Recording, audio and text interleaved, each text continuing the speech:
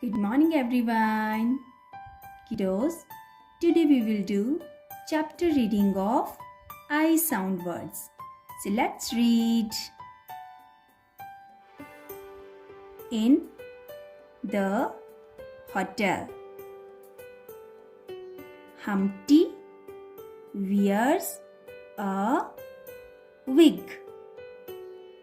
His head looks big.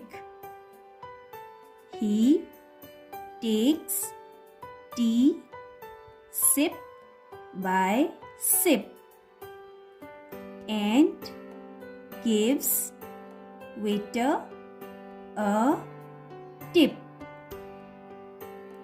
Lips are red. Pin is white. Nib is yellow. Hold pen tight.